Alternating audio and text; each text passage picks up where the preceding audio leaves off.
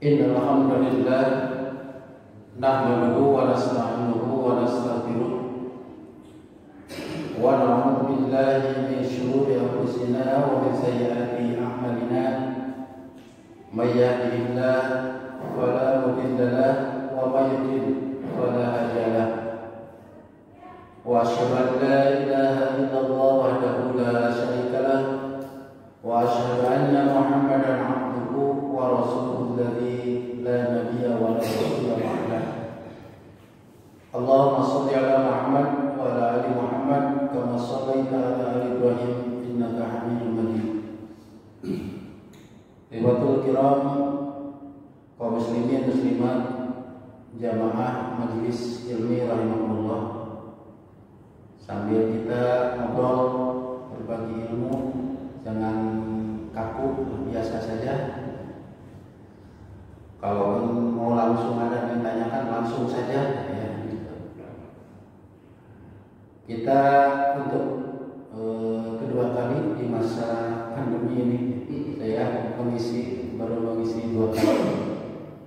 Sekalipun demikian, mudah-mudahan kita senantiasa diberi kesehatan oleh Allah Subhanahu wa taala. Amin. Hadis yang saya tuliskan di atas ya, dalam papan tulis adalah hadis yang diriwayatkan oleh Imam Al-Bukhari dan Imam Muslim dalam Sahihnya, yang menerangkan tentang 2 sifat yang kontradiktif, yang berlawanan, yakni antara kejujuran dan kebohongan.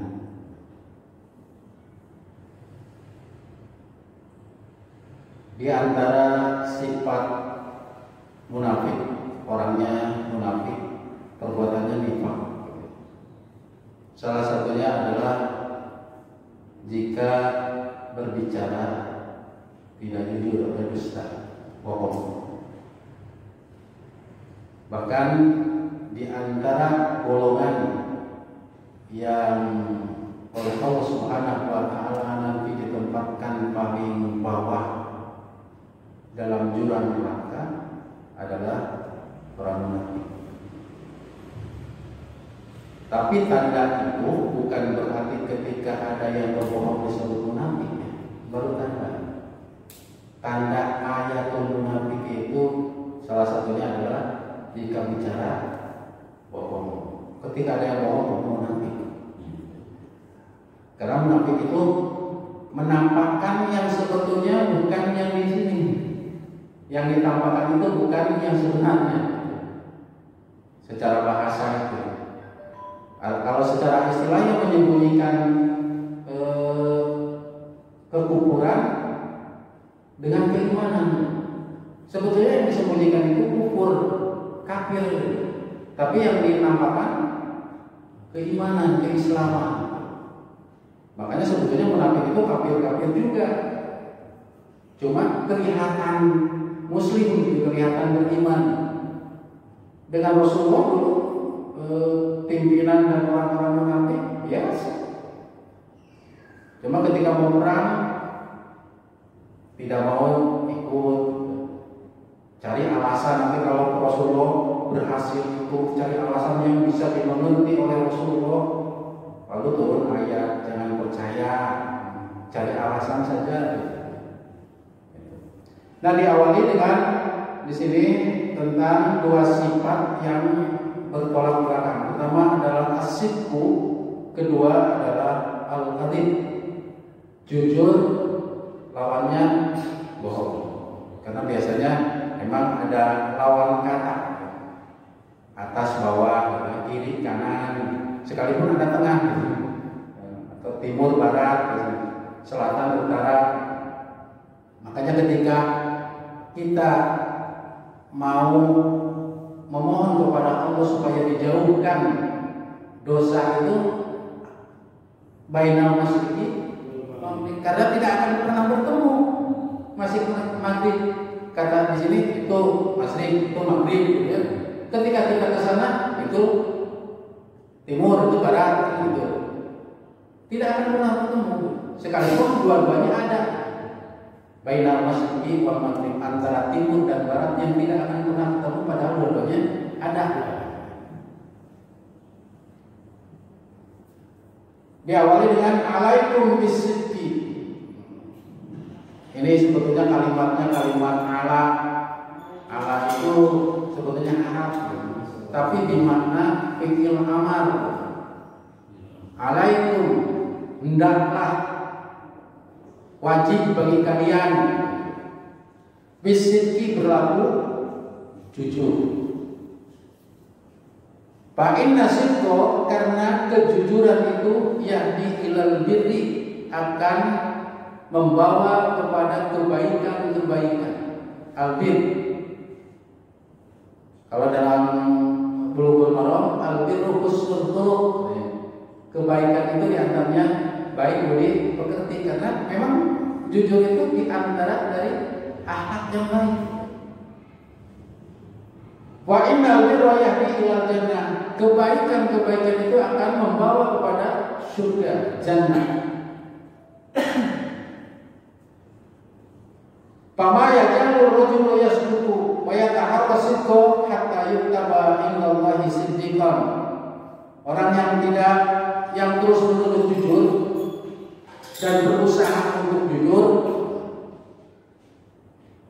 hatta yuktaba indallahi siddiqan, sehingga Allah mencatat orang tersebut menjadi siddiqan. Siddiq, terpercaya, orang yang jujur. Kalau asyiku kan jujur biasa, siddiqan itu penjujur, paling jujur. Karena biasanya kalau tidak jujur di awal, maka kesananya tidak akan jujur juga. Nanti kebalikannya bohong itu.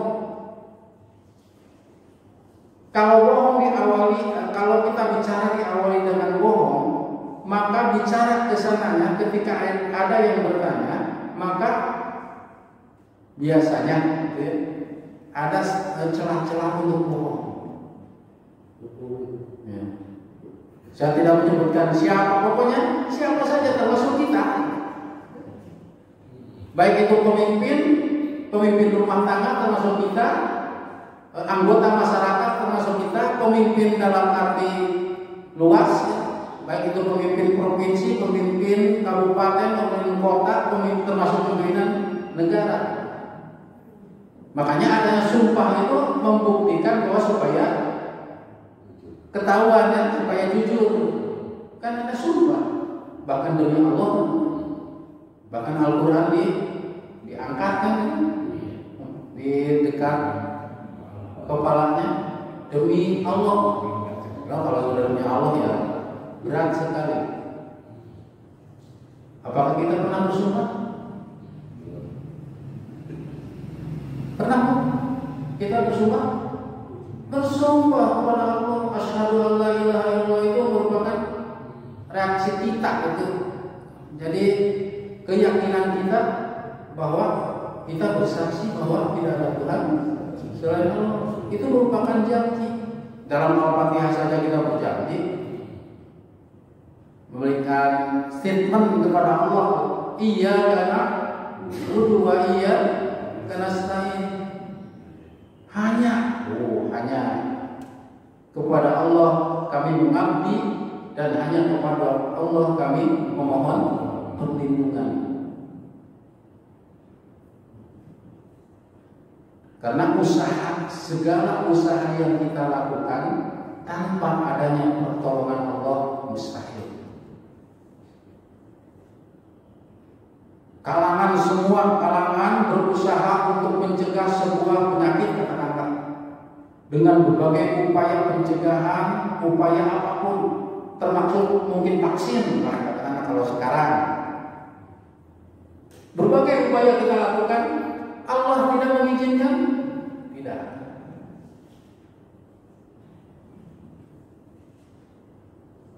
Oleh karena itu harus seimbang. Adanya doa, gitu ya. Doa apa doa ya? Tanya kepada Bapak itu, berdoa atau berdoa atau berbuat? Doa atau doa?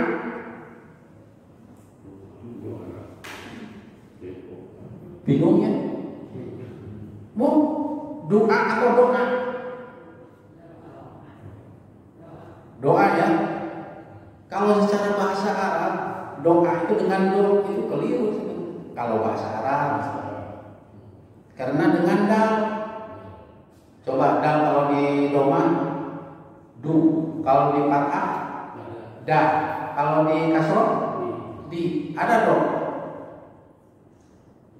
Nggak ada kan dal fathah do, nggak ada. Ada juga da, du, bukan do, du. Ad-du'a itu secara bahasa Arab doa. Pindah ke bahasa kita jadi doa. Mari kita berdoa menurut bahasa kita. Bahasa Arabnya doa. Kan bahasa kita kadang-kadang banyak minjemnya, banyak minjem dan diubah sedikit-sedikit ya. Musyawarah jadi musyawarah. Majelis itu bahasa Arab. Majelis itu tempat duduk, makanya yang di majelis itu duduk semua. Karena tempat duduk, tapi jangan tidur, duduk. Duduk semua, majelis. Rakyat bahasa Arab juga. Rakyat. Pindah ke bahasa Indonesia mungkin rakyat. Banyak bahasa-bahasa, terutama bahasa Arab ya. Ini membuktikan bahwa dulu itu kontaminasi dari Islam itu sangat erat sekali ya. Sampai nama-nama dijadikan dewan, ketuan, wakil itu bahasa Arab. Wakil.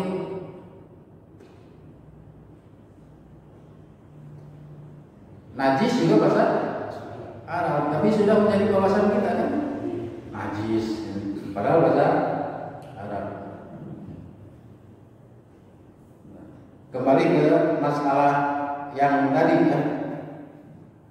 Jadi di sini dalam hadis ini Allah melalui Rasulullah SAW memerintahkan dengan kalimat alaikum, wajib bagi kalian berlaku jujur.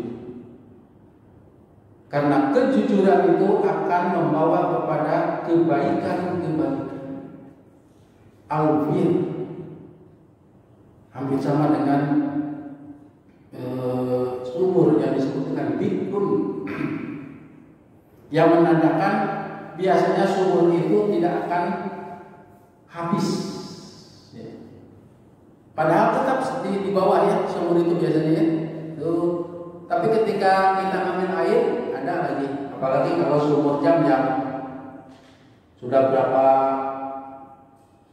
ribu tahun ya, dari mulai Ismail kecil sampai sekarang nggak habis-habis. Bukan hanya yang menikmati itu orang Arab Saudi atau penduduk Mekah. Dulu itu Mekah itu ya tidak ada apa-apanya, dalam pengertian tidak ada kehidupan, gersang, boro-boro ada sumur. Makanya menimbulkan pertanyaan Ibu Hajar ketika ditinggalkan di situ bersama anaknya yang masih bayi. Nggak ada kehidupan, nggak ada tetangga, sendiri kan? Kenapa? Karena perintah Allah. Makanya yang ditanya oleh Hajar, Allah amaruka bihadza, apakah Allah yang telah memerintahkan supaya aku ditempatkan di sini? Baru Ibrahim menjawab, nah, benar. Kalau Allah yang memerintahkan, Allah tidak akan menyia-nyiakan. Kan bukti sekali. Allahumma dalam doanya itu, ya Allah jadikanlah Allahumma hada baladan aminan, ya Allah jadikan ini negeri yang aman. Warjuk serta beri rezeki penduduknya sampai sekarang, termasuk dari Indonesia. sumurnya bisa atau airnya bisa dinikmati bahkan ketika pulang umroh atau ketika pulang haji, bawa bekal salah satunya air jam-jam kan, disebut bikrun yang terus menerus itu. Airnya itu sekalipun sedikit-sedikit dari bawah sumur itu kan begitu, dari air apa ya namanya itu, celah-celah itu jadi keluar mengumpul. Makanya jam kumpul gitu. Nah, ketika Ibu Hajar itu ada air dekat telapak kaki Ismail itu, cum, maksudnya kumpul. Nah, disebut jam-jam. Nah, bikrun juga kebaikan yang terus menerus dari kejujuran. Kemudian wajibna birra, dan sesungguhnya kebaikan itu yahdi ilal jannah, akan membawa kepada surga. Kalau sudah membawa surga kan itu amalan yang tidak terasa, padahal dari satu sifat, yakni kejujuran.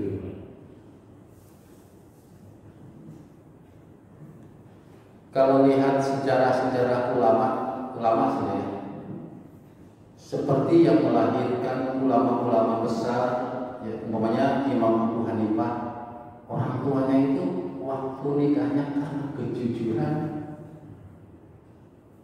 Itu yang menemukan buah apel yang kebawa oleh sungai, kemudian diambil, kemudian dimakan, habis, baru ingat ketika sudah habis. Padahal dia tahu apel itu bukan miliknya. Jujur dia datangin itu kebunnya, yang punya kebunnya. Sudah makan. Kata yang jaga kebun, saya tidak bisa menghalalkan semuanya, paling sebagian, karena yang punyanya ada di kota. Karena kejujuran sudah memakan bukan haknya, datang ke kota. Itu bukan milik gitu. Sekalipun ya kalau kita kan ada yang jatuh tidak akan dihitung oleh yang punyanya, kadang-kadang. Tapi dia yakin itu ada yang punya. Akhirnya dihalalin setengahnya, kemudian ke kota cari yang punya. Ketika sudah datang ada syarat, boleh dihalalin, tapi syaratnya harus menikahi anak saya, putri saya. Kalau pemuda ditawari nikah, ya tentu mau ya. Tapi ternyata anaknya itu pertama buta, tidak bisa berjalan, tidak bisa mendengar, mikir. Punya istri tidak bisa melihat, tidak bisa mendengar, tidak bisa jalan, mau gimana? Perang ya, antara penghalalan dengan kejujuran tadi dengan nikah yang tidak dikehendaki. Karena tidak mau masuk neraka, inginnya yahdi ilal jannah, ke surga, siap. Nah, tapi saya mau pulang dulu, nggak bisa pulang sebelum menikah. Karena dulu nikah itu gampang ya. Dulu kalau orang tua, mungkin orang tua Pak Haji, orang tua Ibu Haji, tanya kepada orang tua, punya surat nikah? Orang tua dulu gitu. Paling ya berkumpul itu beberapa tetangga dinikahin kan begitu ya dulu itu. Kalau sekarang kan supaya tertib, jadi ada catatan. Yang sebetulnya yang menikahi itu bukan KUA. Yang menikahi itu orang tua dari istri, walinya. KUA itu cuma nyata bahwa ini telah terjadi pernikahan, bukan KUA. Bukan petugas KUA yang menikahkan itu yang jadi wali. Saya nikahkan ibu kamu, nah itu yang menjadi halal itu. Ada saksi, ada mahar, sah. Saya nanyain orang tua saya, surat nikahnya mana? Nggak ada. Saya kan bungsu paling itu ya. Nggak ada surat nikah. Kalau sekarang kan jadi syaratnya, jangankan akta nikah ya, surat vaksin saja sekarang jadi syarat naik busway. Iya. Ya. Jadi yakin harus ada surat vaksin. Pak, sudah divaksin, sudah sering divaksin, disuntik. Oh iya. Ya waktu ke rumah sakit aja disuntik. Itu jadi syarat. Nggak tahu nanti menjelang 2004 apakah jadi syarat vaksin. Jadi calon legislatif lah, atau calon termasuk capres cawapres harus surat vaksin. Itu kan administratif sebetulnya ya, seperti supaya seperti adanya akta nikah itu supaya oh iya ini sudah ada catatannya, sudah nikah pada hari anu tanggal sekian dengan saksi, kan ada di situ dengan foto, bahkan ada fotonya segala. Apakah bid'ah? Enggak. Kalau istilah istilah Syafi'iyah itu atau yang lainnya bilangnya bid'ah hasanah. Kalau menurut yang lainnya maslahat berusaha kemaslahatan. Kalau tidak ditunjukkan, mana buktinya? Kan susah. Mana buktinya? Catatan. Kalau dulu kan nggak demikian dulu. Jadi ketika mau pulang, nggak dinikahin oleh ayahnya. Ya tentu sebagai orang yang sudah menikah, ada di mana istrinya? Tuh ada di kamar. Ketika ke kamar, melihat nggak ada yang dikatakan oleh bapaknya itu. Nggak ada istri yang buta, nggak ada yang tidak yang pincang atau yang tidak bisa berjalan, lumpuh. Ada juga wanita yang biasa-biasa, cantik lagi. Ya, itu lagi mundur lagi. Pak, nggak ada. Apa yang dikatakan? Itu yang di kamar. Akhirnya kan terus terang ya, yang disebut buta itu tidak pernah melihat sesuatu yang diharamkan, tidak pernah jalan kepada yang diharamkan. Akhirnya dapat anugerah dari Allah, istri yang cantik, komplit baik. Dan melahirkan dari situ adalah Imam Abu Hanifah, ulama terkenal, ulama madhab, dari perkawinan, dari kejujuran itu. Jujur ingin bebas dari yang haram, subhat karena itu. Sampai setengah dari apel itu ingin dihalalkan. Tuh. Ilal jannah. Nah sebaliknya tadi kan kontradiktifnya. Yang kedua adalah kebalikan dari sisi itu adalah jujur itu adalah kadhib, dusta, bohong. Maka ada istilah bohong, ada suka bohong, ada pembohong atau pendusta. Nah kalau sudah disebut pendusta berarti itu biasanya tidak akan oleh orang lain itu tidak akan dipercaya sekalipun berkata benar kalau sudah dicatat sebagai pendusta. Karena kebiasaan bohong, kebiasaan dusta, maka biasanya masyarakat juga ikut menentukan bahwa dia adalah pendusta. Sehingga sekalipun jujur tidak akan dipercayakan. Ada kalimat al-kadzabu la yusaddaqu wa in saddaqa. Pembohong itu tidak akan pernah lagi dipercaya sekalipun yang dikatakannya benar. Dan ada kisah ya dalam bacaan yang penuh dengan petunjuk disebutnya qiraatul rasyidah. Seorang anak pengembala, pemuda ya remaja pengembala ingin mengelabui penduduk setempat. Dia mengatakan ada serigala ya, berteriak-teriak. Akhirnya seluruh penduduk ngumpul untuk menolong. Yang teriak-teriak ketawa.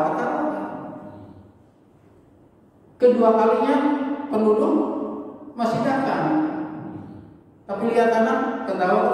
Akhirnya yang ketiga kalinya ada serigala datang banyak menerkam domba-dombanya, kambing-kambingnya. Dia berteriak, paling juga kata penduduk, bohong lagi. Padahal benar apa yang dikatakan. Karena tadinya bohong, maka dicap sebagai pembohong sekalipun benar. Nah ini yang khawatirnya seperti itu. Makanya di awalnya wa iyyakum, kalau iya itu jauhi, wal kadhib, bohong. Bukan pembohong, bohong. Dusta. Fa innal kadhiba, karena dusta itu, bohong itu yahdi ilal fujur, akan membawa kepada fujur, kedurhakaan.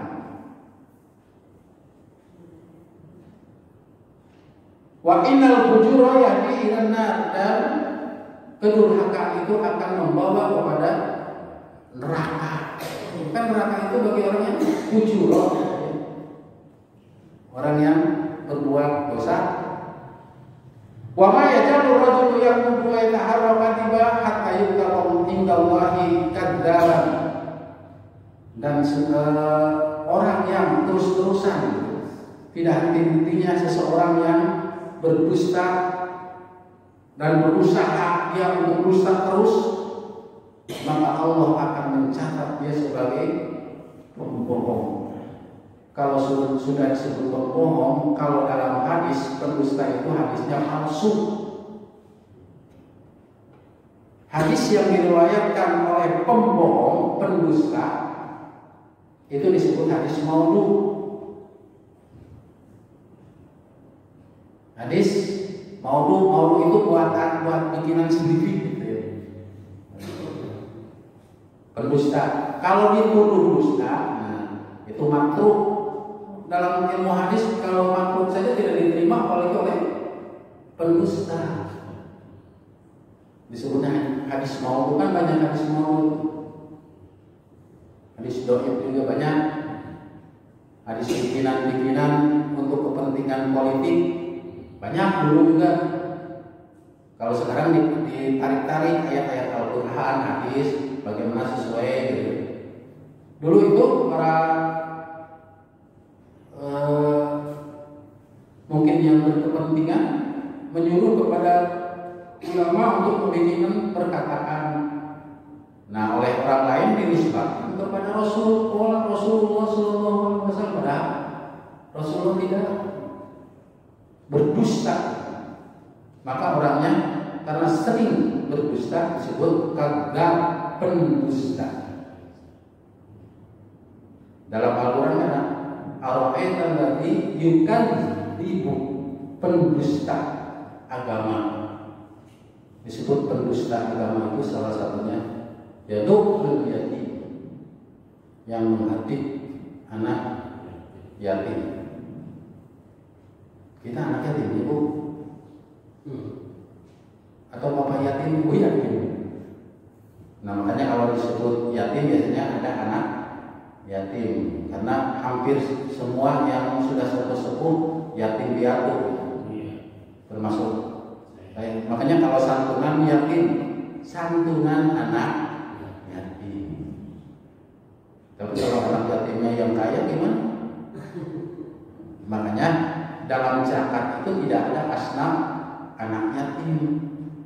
Kenapa? Janda tidak ada. Bagaimana kalau janda atau dudanya kaya? Kan tidak berhak menerima zakat. Ada anak kaya? Ada anak kaya ditinggalkan oleh orang tuanya, kekayaannya melimpah. Itu anak yatim yang kaya, makanya bukan zakat. Hardik, jadi menyantuni itu bukan hanya dengan uang. Anak yatim. Nah, kalau anak yatim yatimnya miskin, nah kepada kemiskinannya kalau zakat itu sedekah itu. Tapi kalau ini janda miskinnya, jangan janda miskin, karena miskinnya. Dalam zakat itu tidak ada lil fuqara wal masakin wabnis sabil wasabilina wabil riqab wal gharimin wabisabilillah wabisabil. Ada 4 ayat 8 asnaf. Kenapa fakir miskin didahulukan prioritas utama? Amilin, nah kalau yang kaya boleh, tapi jadi amin, bukan karena kayanya, tapi karena aminnya. Umar pernah menolak, ini bagian mana? Saya menolak, bukan ini karena pekerja, jadi aminnya, bukan karena kayanya. Jadi kalau di sini ada orang kaya menjadi amilin, ada berhak, kecuali kalau dikasihkan menjadi masalah kalau dikasihkan. Tapi dia berhak, ada hak amilin. Tapi prioritas kalau lagi zakat fitrahnya, prioritasnya fakir miskin.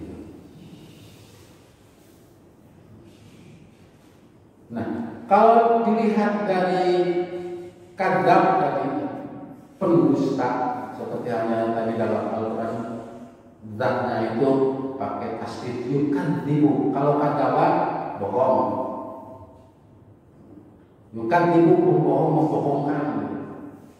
Kadaban bohong, kadaban pembohong, ada penekanan. Mendingan bohong jadi pembohong, mendingan jujur ya. Kalau pilih, karena diawali dengan bohong, nanti bisa jadi pembohong.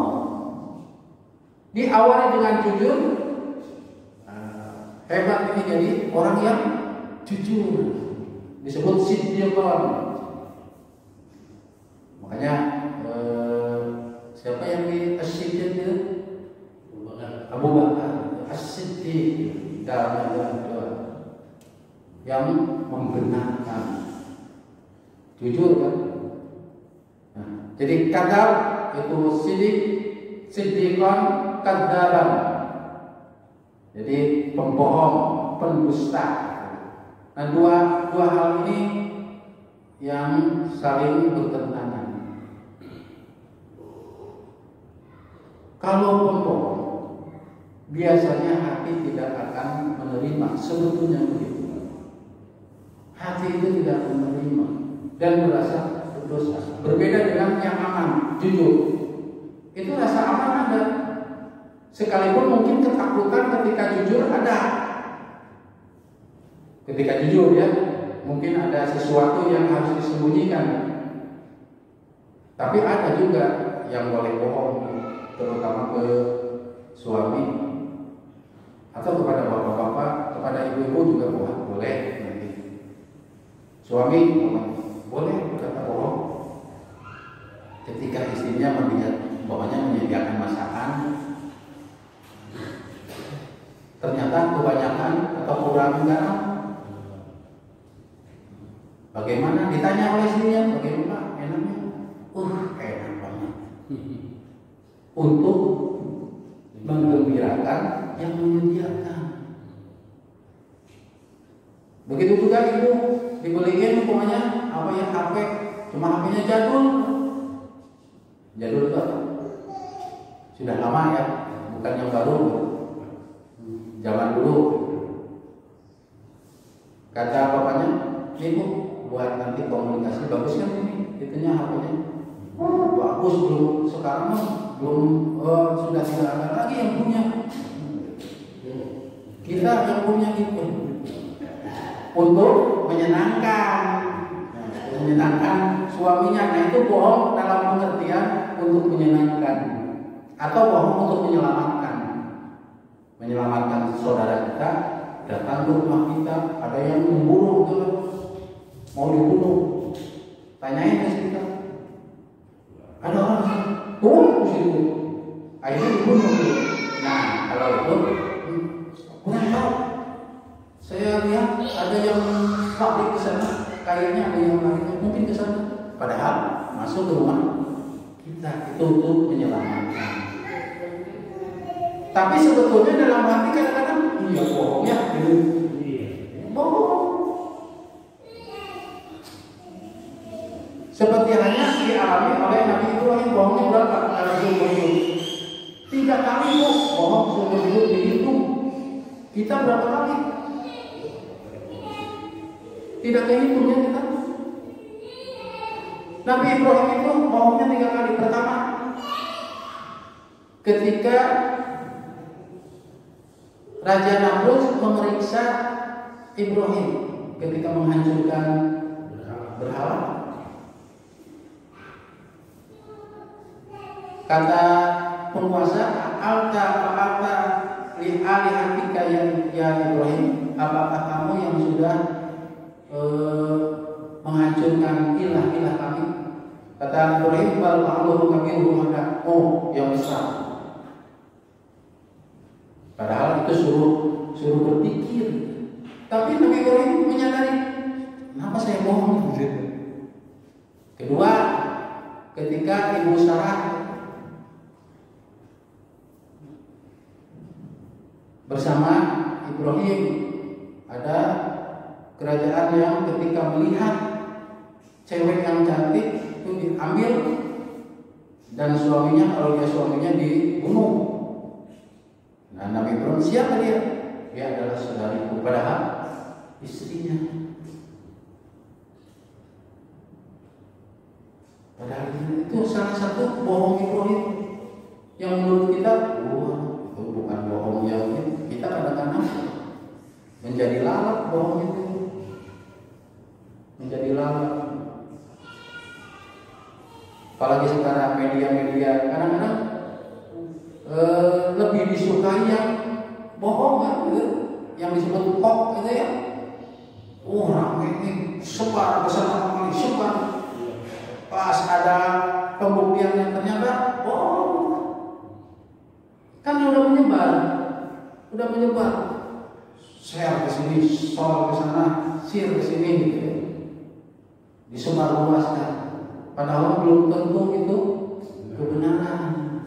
Kita kalau dengan media itu kan gampang tuh, dalam satu kali itu sudah menyebar. Sekarang itu gampang. Jadi untuk kadang-kadang untuk membuat jatuh orang itu gampang gitu. Videonya begini, narasinya begini, kemudian disebar. Oh iya sih, gini. Akhirnya menyebar. Nah itu berbahaya. Kalau dulu di zaman Rasulullah disebut hadisul ifki, berita bohong. Sampai Rasulullah SAW juga merasa bagaimana itu kebohongan itu, yang akibat dari kebohongan berita itu Rasulullah rasakan sendiri sampai tidak berbicara dengan Aisyah. Para sahabat juga bingung, termasuk mertuanya Nabi Abu Bakar. Kan Aisyah itu kemudian Abu Bakar begitu. Aisyah nangis. Kenapa? Berita yang dihembuskan oleh orang munafik telah nyeleweng Aisyah itu.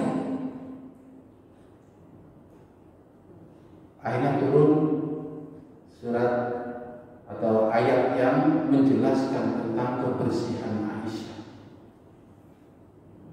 Kan kan kalau menyebarkan sesuatu lewat mulut, kalau lewat mulut ya, bahkan oleh kata-kata juga, senangnya itu namanya dari kita nyambungannya satu kalimat, ketika menyampaikan beberapa kalimat kita mahir, kesananya tambah lagi. Makanya sering ada latihan kalimat yang dibisikkan kepada seseorang. Anu, coba sampaikan di situ. Anu, atau gerakan anu. Kan kesananya beda dengan yang di sini ya, di awal. Umpamanya gerakannya seharusnya ini ya, datang masih begini, kesananya udah gini, sambil gini-gini, kesananya apalagi sambil begini. Akhirnya jawabannya apa? Menggendong anak kecil, bayi kan gitu. Padahal tadinya berdoa gitu ya. Itu kan lain dari kebohongan itu ya. Apalagi kebohongan, maksud saya apalagi kebohongan. Kita maaf. Terjadilah huru hara waktu itu. Dan kebanyakan waktu itu yang menyebabkan Islam di saat Rasulullah meninggal, kemudian Abu Bakar, Umar, sepeninggal Umar itulah orang munafik pembohong itu mulai bisa masuk ke dalam barisan Islam sampai Utsman bin Affan diserbu ke rumahnya, dibunuh di Madinah itu. Ali bin Abi Thalib lagi sholat dibunuh juga. Berarti kan orang munafik masuk masjid sambil membawa pisau yang beracun. Termasuk Umar itu di akhir mau masa jabatan kan bisa masuk sholat subuh. Abu Lu'lu'ah yang sekarang oleh kaum Syi'i itu dielulukan, disebut pahlawan karena bisa membunuh Umar bin Khattab. Itu ditikam dari belakang ketika sedang sholat subuh. Termasuk Ali bin Abi Thalib. Kalau Utsman disebut, hanya Abu Bakar tidak. Karena orang munafik bisa masuk ke dalam barisan. Kalau pada masa Rasulullah, Abu Bakar termasuk masa awal kepemimpinan Umar itu ada sahabat-sahabat Ashabus Sir yang mengetahui siapa saja yang termasuk kelompok munafik yang disebut kadzab itu. Nah ini dua sifat yang pertama harus senantiasa dibiasakan, kedua senantiasa dijauhi supaya jangan sampai menjadi seorang pendusta. Seharusnya kita menjadi orang-orang yang jujur. Barangkali itu saja yang bisa saya sampaikan untuk pertemuan. Sebetulnya hadisnya ada beberapa hadis mengenai ini, cuma alatnya kegejrep ya bisa. Jadi tadinya mau difotokopi nggak bisa dibuka filenya, nggak bisa dibuka, dan dia mau dibagikan aja, akhirnya ditulis satu-satu. Tapi mudah-mudahan tidak menghalangi ya ilmu kita. Rabbana atina fid dunya hasanah wa fil akhirati hasanah wa qina adzabannar. Walhamdulillahi rabbil alamin.